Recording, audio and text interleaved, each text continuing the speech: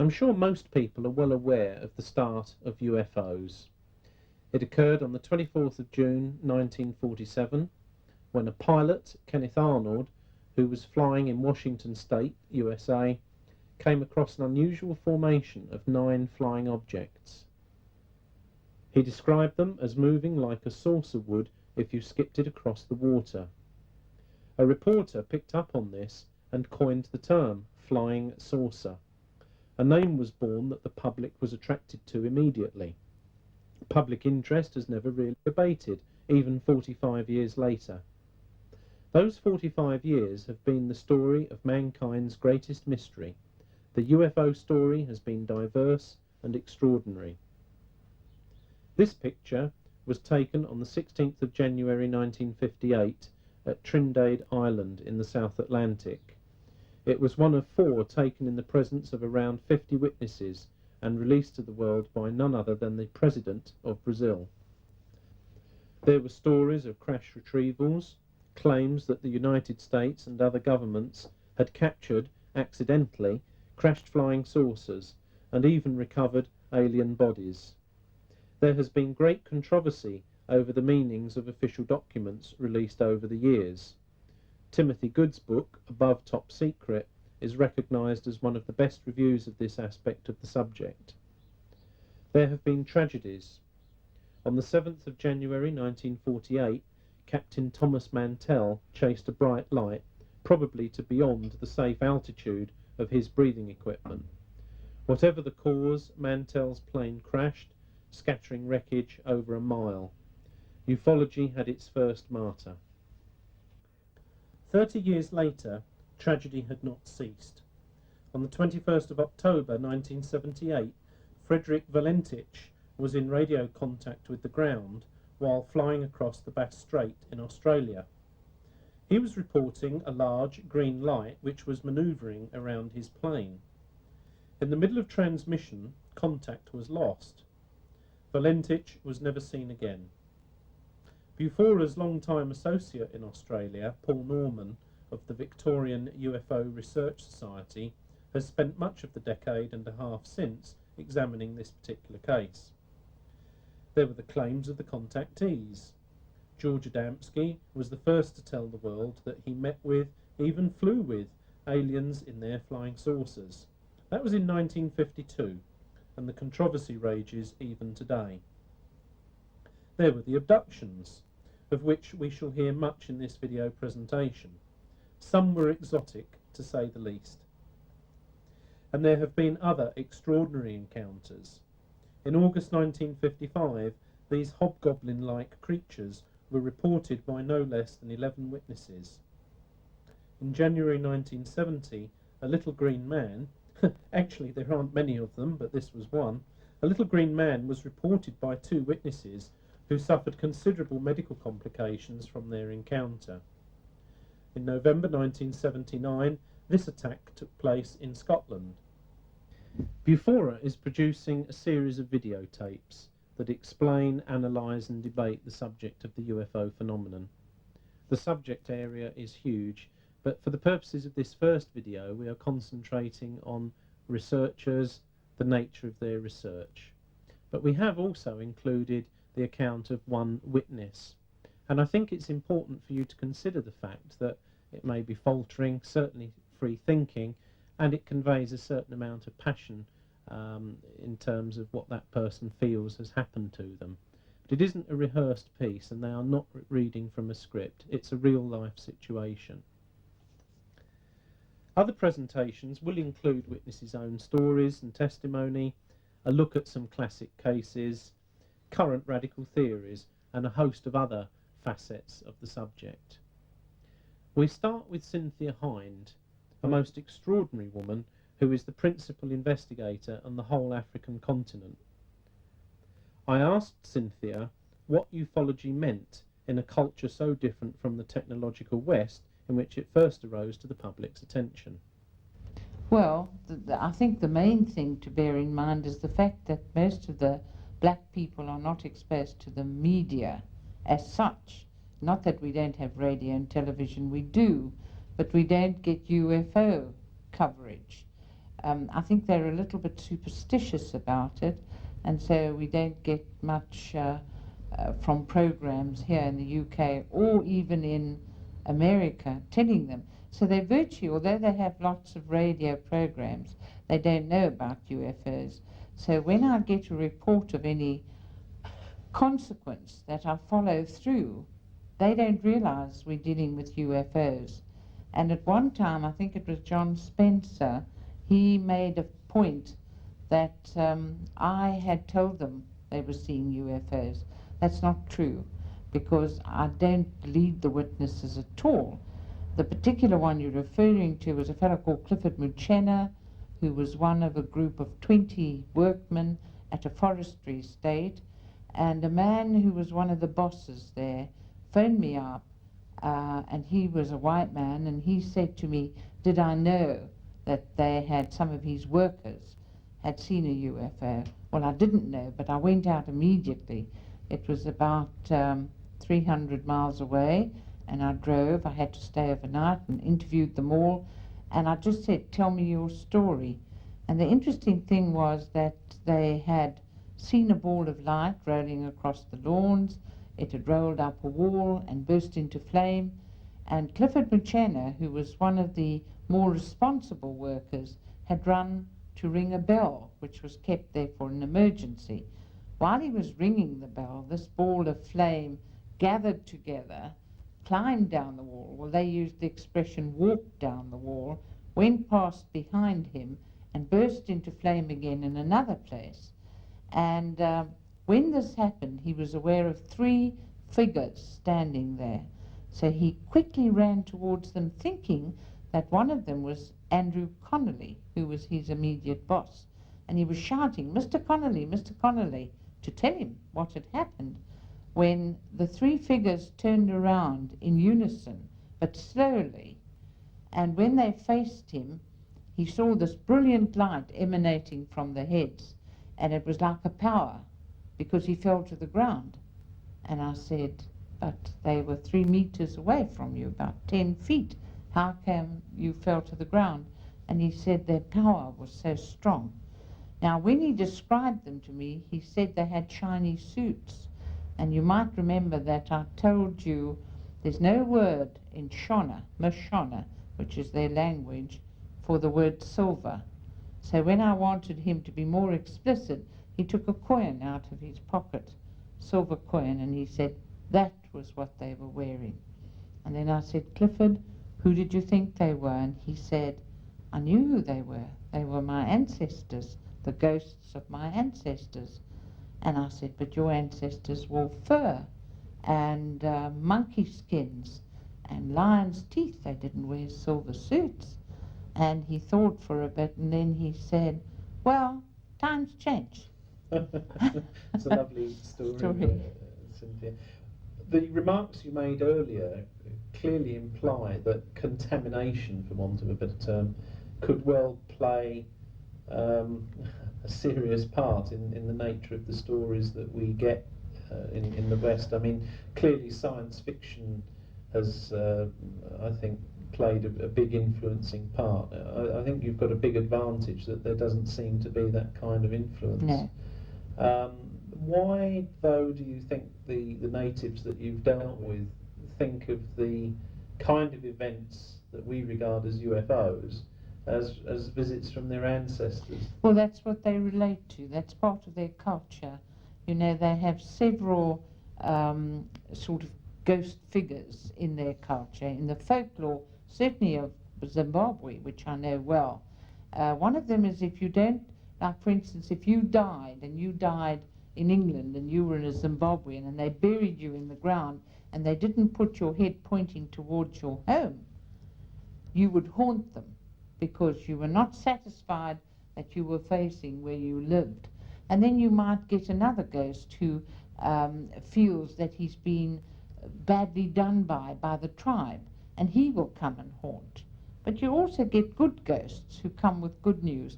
They have a variety of supernatural beings who appear, so that ghosts are not offensive necessarily to the African people, and they accept this, but they don't know anything about In fact, when I said, after we had discussed the whole thing, and I said, have you ever thought it might be anything else? And they said, what do you mean? And I said, well, you know, man has now gone to the moon. There might be, for want of a better way to describe it, there might be people living up in the stars there in the skies. And they said, what do you mean, on the moon? So I said, yes, man has been to the moon. And they said, oh no, only God walks on the moon. So you see, the whole concept is totally different from the way we would look at it. Well, Cynthia was talking there about ufology in a less technological culture. What about ufology in the most technological culture on Earth? I spoke to Bud Hopkins about the nature of his researches into abductions over the last decade or so. You've written 2 books, Bud. Could we just touch on the subject of intruders and missing time and how you came to write Well, those? I began to look into these cases, and I began to find these parallels from case to case to case, and many of these cases had what I have called missing time segments, where a whole family in an automobile, the car would stop, and the people would see the UFO landing over to the left, and the next thing it would be taking off from the right. Nobody could remember how it got from there to there, and there would be an hour and a half missing. But they didn't remember anything about abductions. We began looking into these cases. I had the friendship of a number of psychiatrists, psychologists, and so on, who were doing hypnosis for us and helping us with these missing sections. And I began to realize that this was an extraordinarily widespread, potentially extraordinarily widespread phenomenon. And so this is in the later 70s, and up until that time, we had a handful of abduction cases. We had one in 1966, one in 1973, and by 1975 we had about 3 or 4 more, at least in terms of the public awareness of this.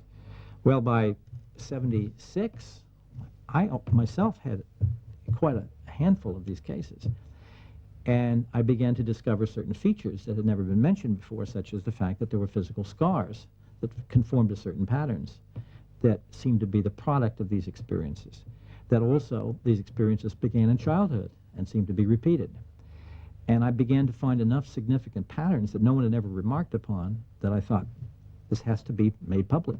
A book is required. So I, who had never written a book, only painted paintings, made sculptures, sat down and wrote a book, because I had to document the patterns that I had discovered to be of use of for other investigators. And of course I realized it will either be replicated by other investigators or it won't. And it turned out it was. Intruders. That was missing time. Sorry. And then as I began to discover more, as I looked into more and more cases, I discovered this genetic focus of the abduction phenomenon, which we'd essentially known from the beginning, but no one, including myself, and maybe especially myself, kind of looked away from, because it's very unpleasant. The idea that sperm and ova sample taking is very central, that there are these very peculiar anomalies having to do with missing pregnancies, and it's a long, complex story.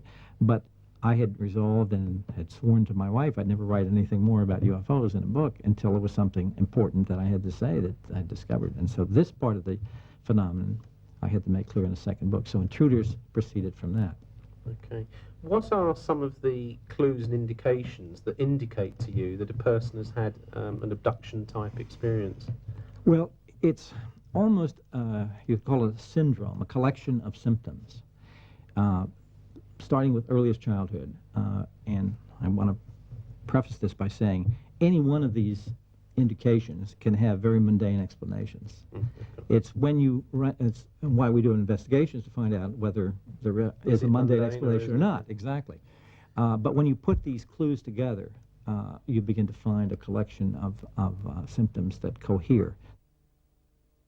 On the 30th of June 1983, Kathy Davis saw lights moving about in her garden.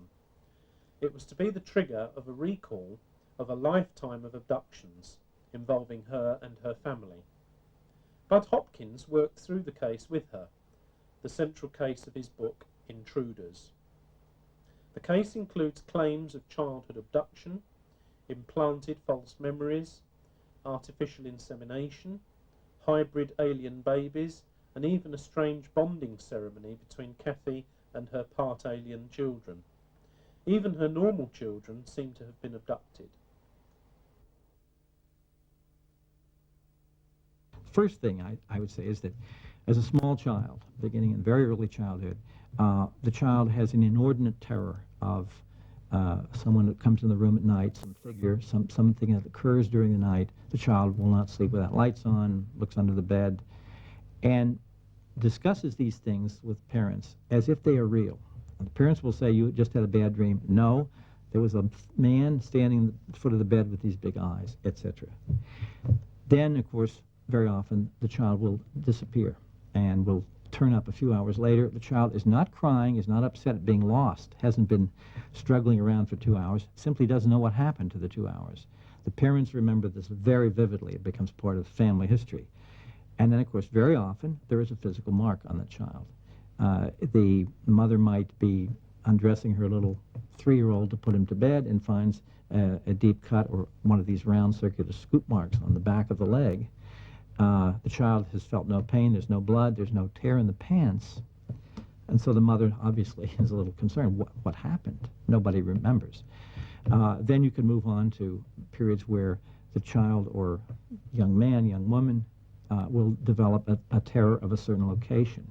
I can't go in that field. I don't want to be in that stretch of highway. There's something about that window in my room, etc.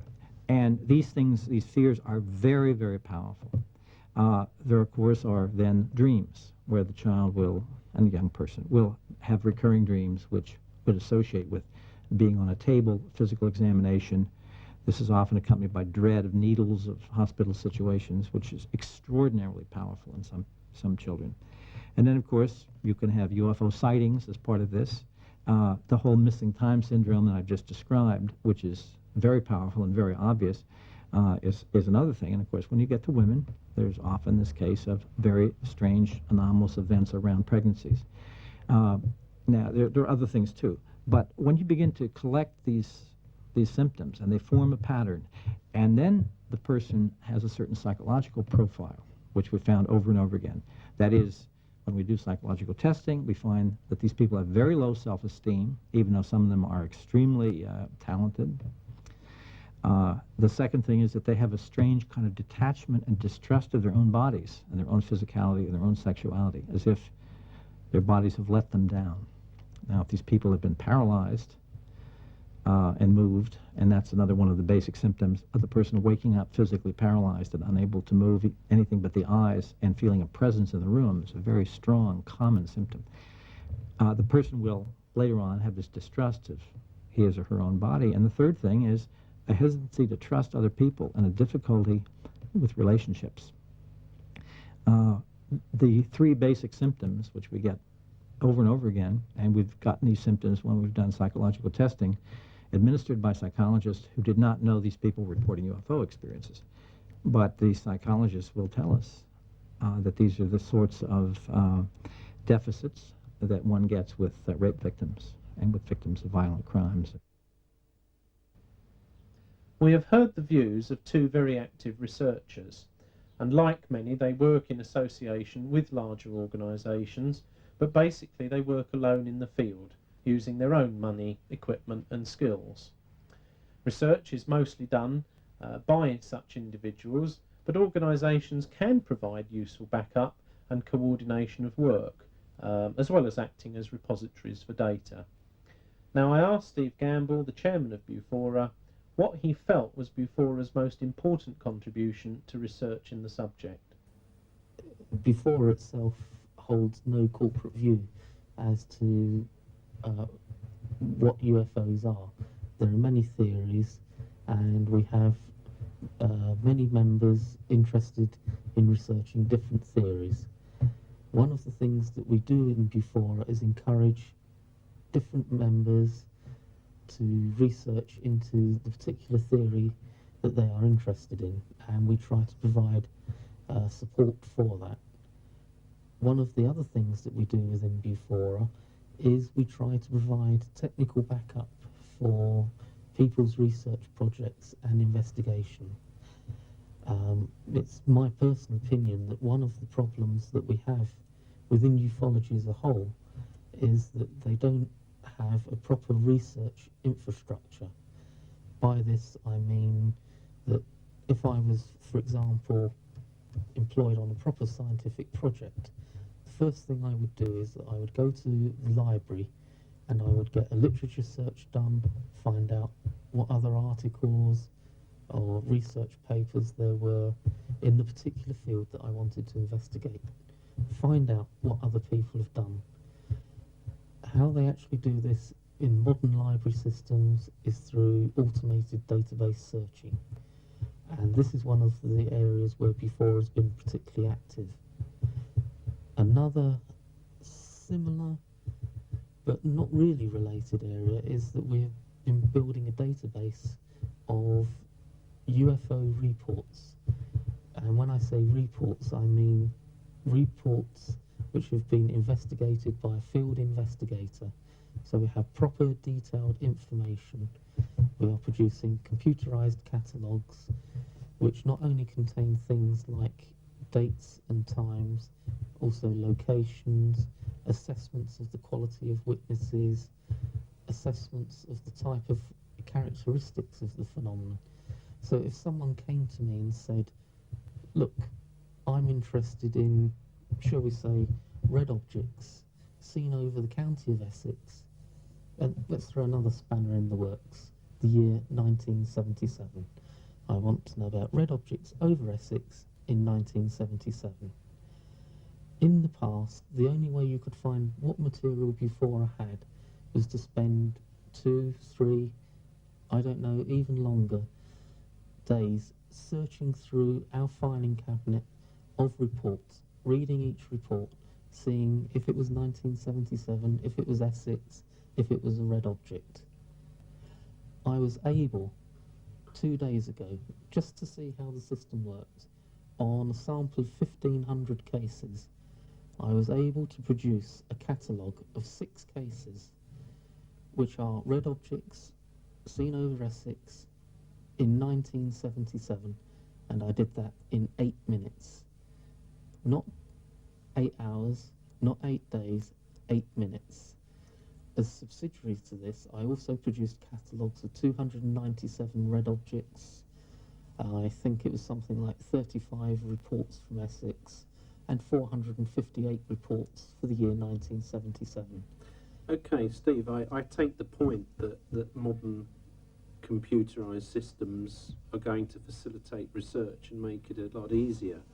But I think a matter of concern is that the standard of UFO reports and the standard of UFO literature has been severely criticised. And I won't name the source, but I've heard a scientist say there is no literature, there is nothing of any meaningful significance. So what's your response to this criticism of the quality of both case material and actual UFO literature?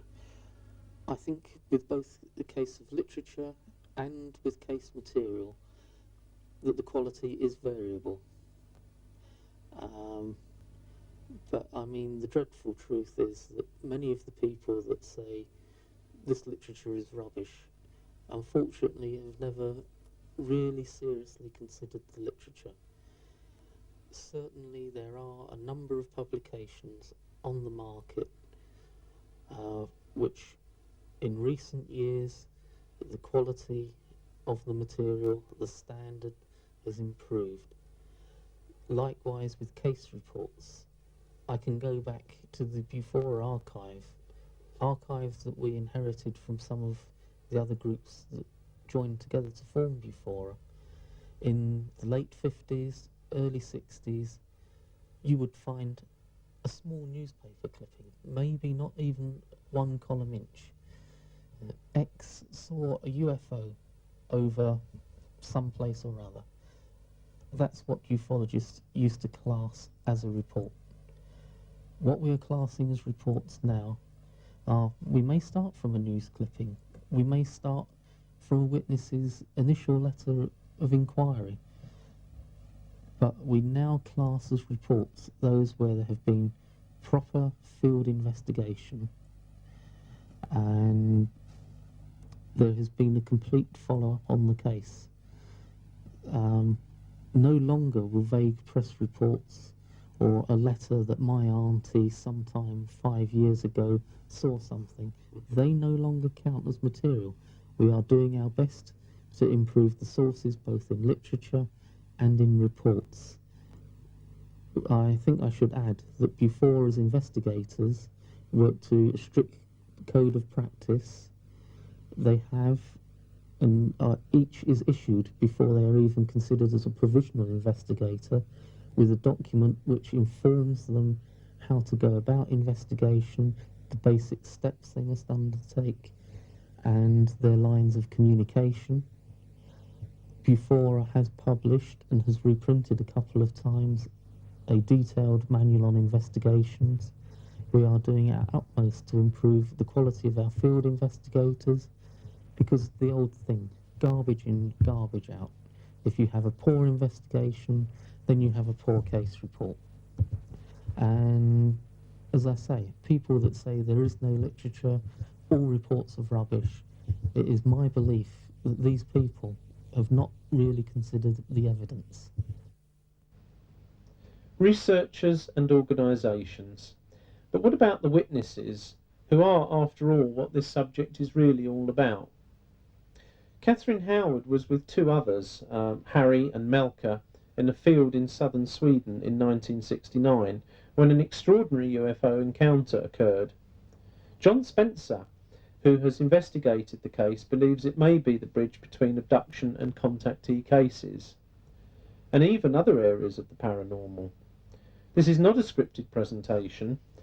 Catherine is very articulate, but yet listen to the underlying passions that many close encounter witnesses have to deal with. I was in southern Sweden with two other people, and we were walking in the countryside, in the meadows, very much like England. Beautiful day like this, exactly. And we had planned to take a picnic. This was more than 22 years ago. And we sat down, we found a beautiful spot, and we sat down, and we started to talk. We were very young, and talking about the world and situations like Biafra and the hunger and starving children. And we talked about Vietnam, and I was very upset because as an American, I was ashamed that my country was causing such devastation. This was about 1969, wasn't it? 1969 in April, first week of April. I don't know the exact date, I didn't write it down. And I started to cry because of the situation and what we had seen on the television the night before. And at that very moment that I started to cry, for some reason, Harry did not have the experience, but Melker and I looked up. Something made us look up. I don't know what. And there was this object very close above us that had three things coming down out of it. It was metallic, no windows, no bodies, and soundless, just there. And it didn't even seem to hover, it seemed to just be completely still. But it was only 2 seconds. And then these things went back up inside of it. It was oval shaped, and it just shot straight out away from the earth. And I, looking straight up, kept trying to see it, and I said to Melker, "Did you see that?" And he said, "Yes." And we were so shocked because we'd never had anything like this before, and I'd never had any interest in anything of this nature either. And I said that couldn't have been an airplane, because an airplane has to go around the earth, and this thing went straight away from the earth. And then we turned our heads and we looked and noticed that the word sky did not exist. There was no color blue anymore. It was just in infinite space, colorless infinite space.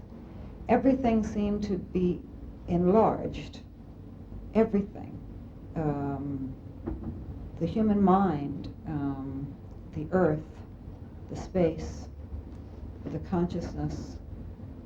And then we saw the moon in its natural size, three-dimensional, right in front of us in the space. And it was it's just impossible to describe, except that a few months later they landed on the moon and they came with all the photographs of the moon, and that was the only way I was able to describe what I saw. I never could have done it without... That was in July of that year, the moon landing, wasn't Yes. it? July 1969. June or July, yes. Yeah. And we saw the craters and the depth of the craters and the size. We saw the color of the moon, which I found not to be gray, but to be like more like sand, a darker shade of sand. And it seemed to be revolving in space. And then I felt this urge to stand up, which I did. And that was the most spectacular feeling, to stand up and walk on the earth and really feel myself walking on the earth. You know, to feel this, I felt that I was upside down. I felt that I was in every direction. And I seemed to experience gravity in a way I can't describe either. But it was just, I knew what gravity was, and I felt it holding me, that was the only thing that kept my feet on the earth. And all of these things are obvious to anyone, but people don't normally go around and experience it on such an enormous way. And I stood up, I started walking, I felt like a puppet on strings. And then there was a sound that came that permeated the whole space, and it was very similar to if you took a stethoscope and you put it into a recording studio and you magnified it 10,000 times. It sounded like that, like a heartbeat, you know. It had all that echo sound, and it came in boom, and then there was a silence, a gap, and then it came again. And I said, like I knew exactly what was happening, oh my God, it's the rhythm of the universe pulsating. And then I went back and I sat down and put my arms around my knees like this and was looking out, and then I noticed that the earth seemed to get very large. The only way I can describe this is to say that it was two different things at the same time. And that's what's so hard to comprehend with this mind now, how one can do that. But I was sitting here talking to my friend the same way I'm talking to you, with the same physical attributes. But at the same time, I was literally somehow seeing the earth from a distance with these same eyes. It was like being an ant on a bowling ball, but at the same time being a giant on the top of a pinhead. Okay.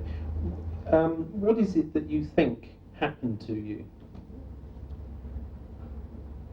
I feel that what happened to me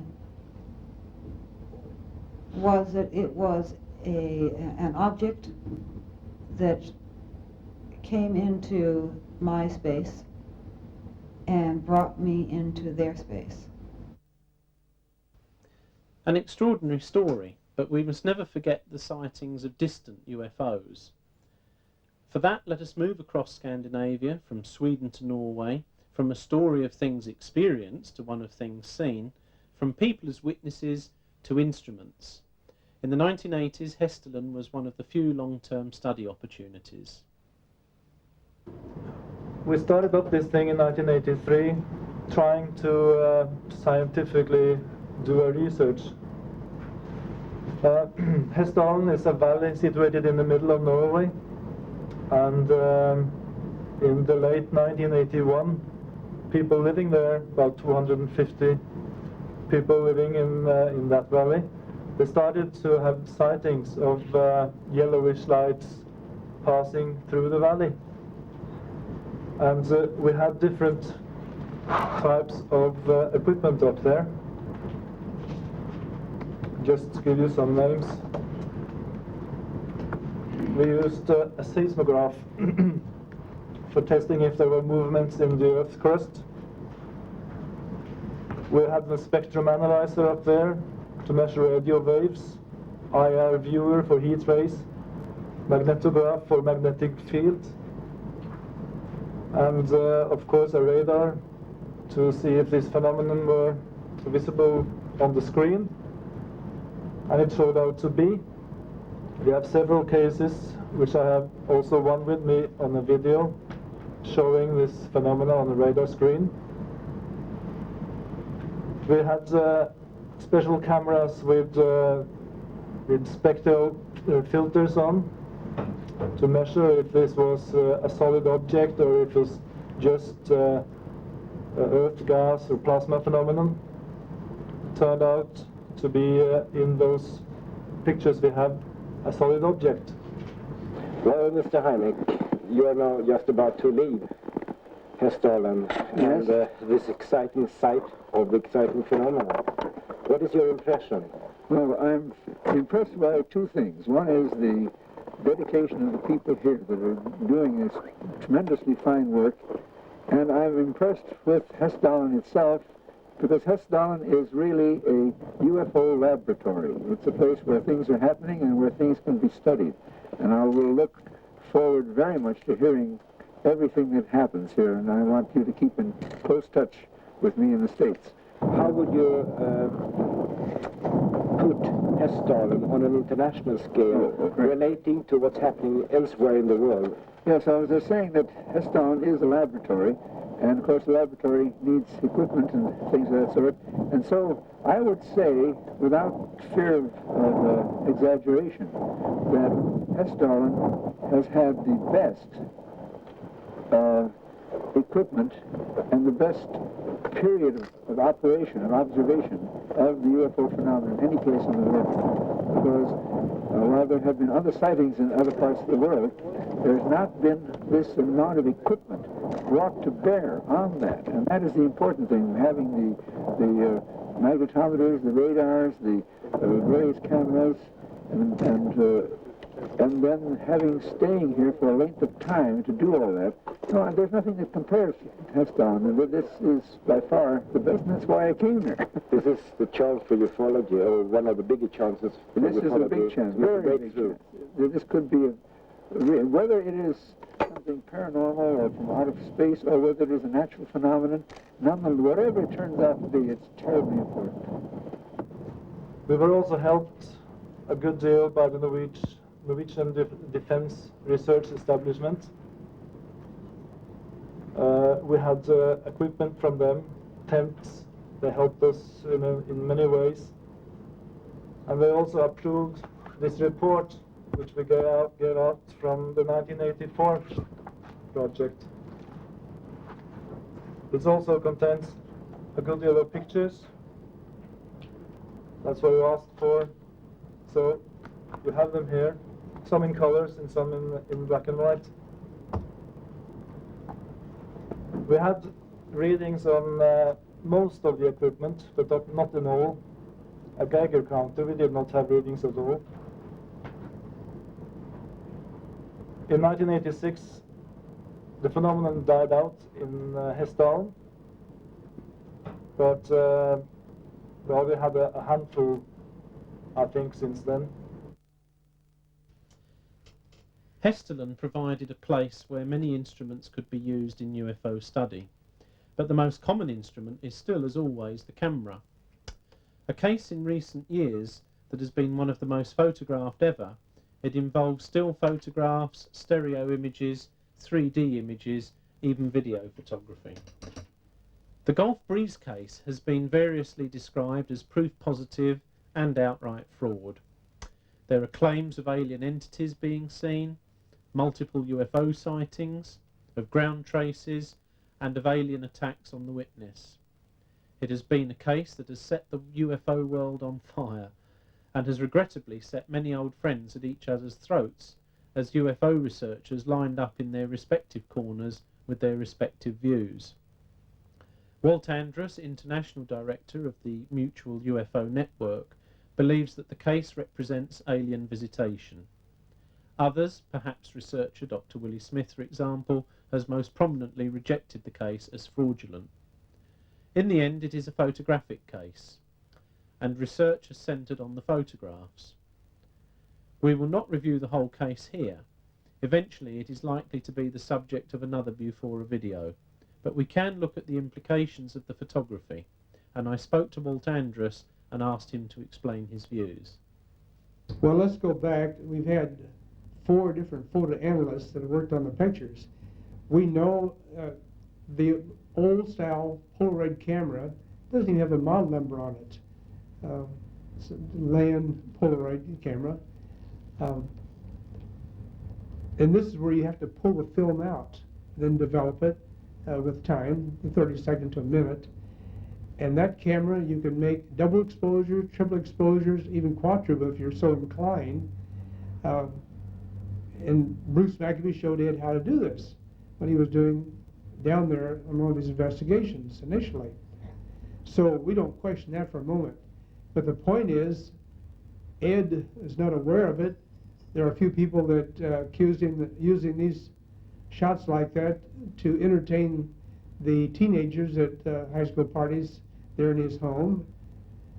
And he made what they call ghost photos. In most cases, we've duplicated many of them. It's simply a reflection off the glass in the playroom. And when that flash comes back, it makes every picture is different with this effect. So there are people like Zan Overall and Willis Smith claims he knew how to make double exposures years ago, and because until Bruce McAfee pointed out how simple it was to do, then Willie Smith jumped on it. We have to take those pictures we admit could be done by double exposure. If you go into a studio, photograph them out against a black backdrop, don't pull your film out. Then step outside and try to center this picture, this object, in a scene, and take another picture and pull it out, and you have your double exposure. Right. That's simple to do. There's no evidence that Ed knew how to do that until Bruce showed him. However, we didn't stop there. We sent a Nimzo 3D camera from San Antonio down there, delivered it to Don Ware, who delivered it to Ed. This camera was sealed in wax on the Nimzo 3D camera has 4 lenses. Each time you take a shot, you're getting 4 different images on 2 sets of 35 millimeters side by side. And of course, the outside lenses give you the depth perception. The 2 inside lenses don't show much depth. What controls were put on the issue of the camera to Ed? We shipped this camera down there. First we did to control it. We never had 2 people always in control of the camera. So he had no chance. But first, load the camera in San Antonio, and Tom Dooley, our state director for Texas, and also our corporate secretary, MUFON, made one picture off his computer screen with his signature and what it was. That was the first frame. Second frame made sure the film was indeed rolling into the canister. And then he took the back and put wax around the whole back of the camera and took his Navy ones and stuck into the wax. Now, there's no way that that camera will take double exposures. We shipped that camera down to Ed. Bruce McAfee was there at the time, and 12 days before that had been the longest period of time they'd gone without making a photograph. 16 days passed, and Ed had felt the pressure that, hey, wait a minute, these people are going to be sure now that I'm hoaxing these pictures because I've got the sealed camera. So he and Francis started going out to Shoreline Park. In other words, the first time they've actively were seeking something. Before they were trying to get out of their lives because it disrupted the whole family for 6 months. They didn't know if they get a night's sleep or not. When something like that happens during the night, you can't even go back to sleep. And it became miserable. It was even affecting his work, taking time away from. He's a very successful building contractor, building homes in the area. So they went out to heard Don Ware give a talk in Gulf Breeze on UFOs, and he said, well, let's go out tonight. And nothing happened. We went out the following night, and the third night, on Friday night, yes, they were in Shoreline Park, just sitting at a picnic bench, and when they saw an object coming in from the Gulf of Mexico, flying right toward Pensacola, with many, many lights. It's hard to say whether it's 50 or 100 small lights, and then some couple of real large ones on the side. And Ed figured, and we told him, shoot, you ran out of film. So as this object moved in off the Gulf, he just started following it and just kept shooting until he used up all. There were only 10 exposures left because you're getting 4, using 2 each time you shoot. That was the end, but it got that many shots. Analyzing that picture, well, first Frances said it was real close. She had her contact lenses on, and she said at a distance things are blurred. Ed was looking through the little viewfinder in the small camera. He looks like a big mother, jokingly. It had so many lights on it. Actually, when Bruce McAfee did the analysis, the 3D analysis, it was about 2.8 feet long, or just about a yard long. That's how big it was, and which is entirely different than the objects he had been photographing before, which looked like a big bowl with numerous lights, different arrangements on it.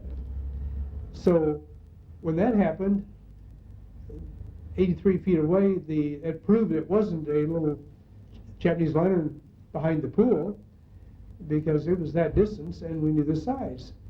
So Bruce McAfee instructed Ed how to build a stereo camera so he can separate those lenses at greater distance and be more specific in computing the distance and the size of the object.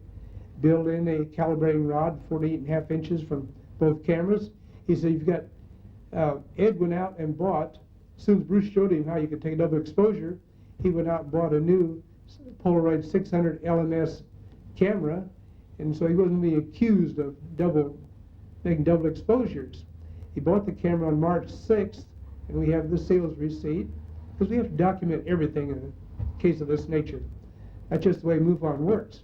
On March the 7th, he got a shot of it right in his backyard, over the schoolyard behind his home, of one of these craft similar to what he'd seen before, with a big orange ring light on the bottom side, light up on the top. So, hey, this is good. We had put the Polaroid engineers to work on it. How can you take a double exposure with the new 600 LMS Polaroid? Because the film comes in a little metal pack, and you would have to cut the foil out and go in there. And it took the engineers 2.5 months to figure out a way of dismantling the camera, make it inoperative, unload it, make your picture, and repackage it and put it back in the camera. But Ed was so brilliant that he figured that all on one day, from March 6th to the evening of March 7th. So that gives a lot more credibility to the gentleman in making the pictures. What we have looked at so far in the interviews in this video is what might be called the traditional investigation of UFOs. The Vice Chairman of the British UFO Research Association is John Spencer, and he differs with this traditional view.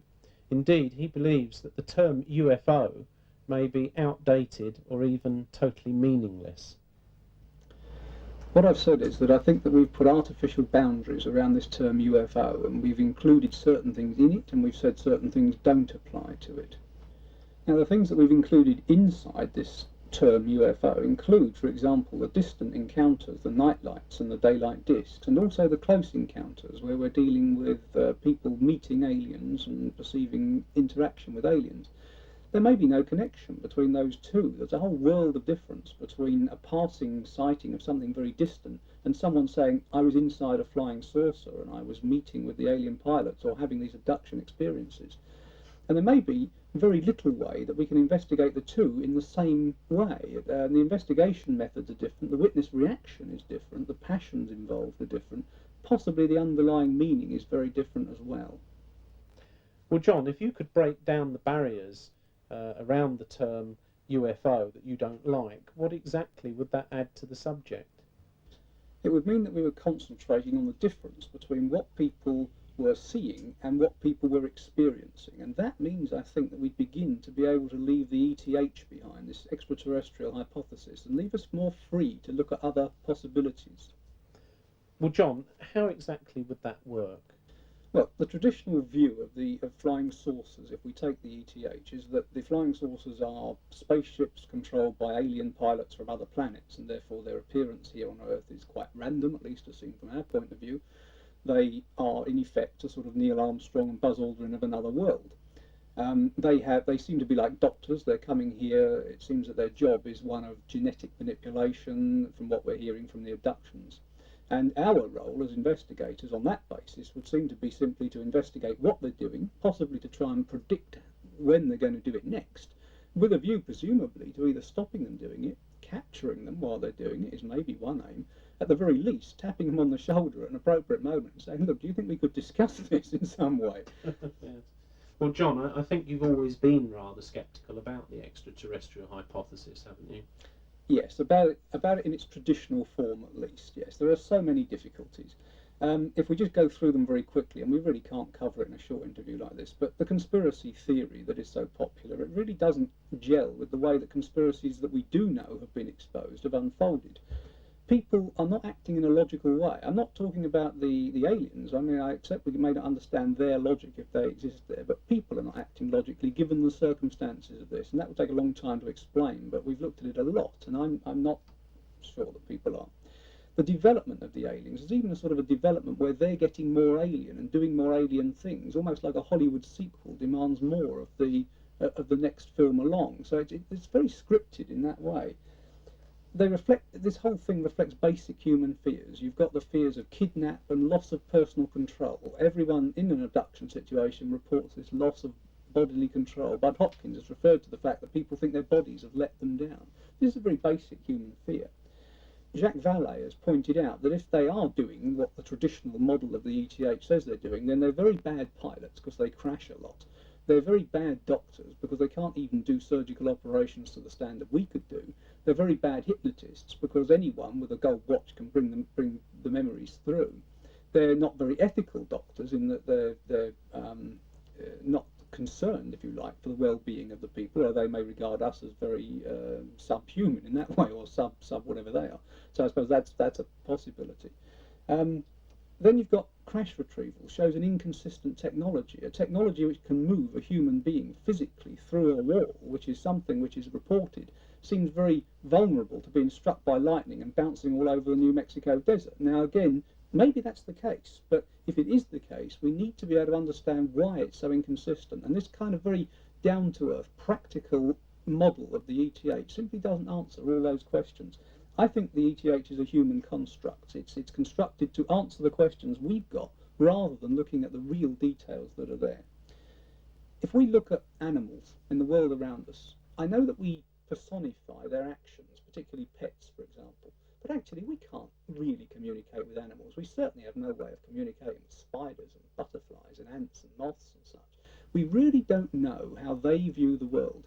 We think that certain animals are intelligent because they do things the way that we would do things, and that we then say, oh, that must be intelligent because they're copying us. Actually, that may be their lowest level of intelligence. There may be whole aspects to intelligence, to the world around us that we have no real idea of, that we can't even dream of. And that may mean that, in fact, we are not the most intelligent, that you know, the world itself may contain aspects which are more intelligent than us. Now, on that basis, if we can't understand the animals that have grown up in the world around us, can we really believe that we can understand a totally alien culture with totally alien objectives coming to this planet? I don't believe we can. In the book Perspectives, I said we needed a new model to view the subject with, and I think we still need that new model. Now, John, you talk about things that we can't even dream of. Now, is that through lack of imagination, or are we talking about things that we can't dream of because they're from the perspective of some sort of alien logic, for want of a better term? Well, firstly, we may be talking about something which is truly alien to the Earth, or maybe just alien to humanity, things that we've lost touch with around the Earth. And in the sense that it may be alien to the Earth, of course, I'm accepting a possibility of something extraterrestrial, but not this kind of traditional model. But let me come back and look at what I say we can't even dream of. Let me explain how things, or let me offer how things are perceived by people. If you see a car, for example, what your mind does, it has a model in the mind already of something that you've learnt is a car. You see this thing, and you make comparisons. You go into the sort of card index in your head and you say, oh yes, that was one of those, therefore that is a car. But what happens if you don't have a model in the brain when something happens to you? I believe these experiences, particularly the close encounters, are very genuine. People genuinely are experiencing something. But when they start searching in the card index in their head for something to compare it to in order to say it was that, there's nothing there. It's interesting, Cynthia, I think, speaks about Clifford. Now, he comes from a different culture. He doesn't have Star Trek on TV every night where he lives. And he sees the same things, he's having the same experiences, but what he came up with was the spirits of his ancestors. So that was his model that was in his mind. Now, there is a problem with this. If you haven't got something in the head already, in your card index already, you find the thing that it was like, and then you begin to construct the facts to fit the model. You begin to adapt what you think you saw. And the problem then is that you've got this very genuine experience, which is genuinely happening, but you become slightly unreliable as a witness, because what you're doing is you're adapting the facts to fit what you've got in your head. So, John, you're taking the view that UFO encounters are real, but more from a paranormal perspective than the so-called traditional model of UFOs supposes. Exactly that, in fact, yes. I mean, I've probably done more research than most UFO researchers into areas around the paranormal which may be interactive with UFOs. What other areas of the paranormal do you feel that the subject of UFOs includes? I can't think of any that it may not or should not encompass as a possibility. And as I said to you, many of them may in fact be turn out to be quite inappropriate. But until we actually try it, we won't really know. You've interviewed Catherine Howard, I think, already, and Yes. Catherine's a case that I've dealt with for many years. Now, her case involves whole areas of the paranormal. I've mentioned reincarnation, revelation, clairvoyance, ESP. Even while working with me, she has. There are many coincidences between us, which actually stretch back to before the time we ever even met. And I mean, coincidence is now becoming recognised as a paranormal area in its own right for study, and I think rightly so as well. Electromagnetic effects. I mean, I've had tape failures when I'm trying to interview Catherine in quite bizarre circumstances. I mean, as does happen in this subject, doing ghost research and such, it happens there too. I've had telephone systems, whole telephone systems collapsing at very inappropriate moments, which is actually very strange, very difficult to explain all of that here. But all of these things seem to be part of her case. They may not be part of their case. They may be quite random, they may be quite inappropriate, but any research which looks at the case and starts by saying this is not right, this is right, or this is appropriate, this isn't appropriate, is beginning to channel that case down a certain road. And what I want to do is be much more open about the possibilities and give the witnesses a chance, in a way, to prove the case on their own grounds without saying, well, I'm not going to listen to that bit, or I'm prepared to listen to that bit. Let's try listening to all of those bits, and that means, in most cases, we must be more open to what is generally known as the paranormal. Well, as we have seen, this is a far from simple subject. It has much controversy and much variety, and we should never forget that it is a global subject. Our last interviewee, John Spencer, is the author of this book, UFOs, the Definitive Casebook, which is a world review of UFOs continent by continent, with essays from prominent experts on each continent. It is a book which, more than most, shows the global similarities and variations of this intriguing subject. Many of the illustrations used in this video were taken from the book. Just leafing through the book shows the enormous scope of the subject, facets of the UFO phenomenon that we will be covering in later BUFORA videos. We hope that BUFORA books and this series of videos will help you to appreciate what UFO researchers discovered years ago, that this is mankind's greatest mystery.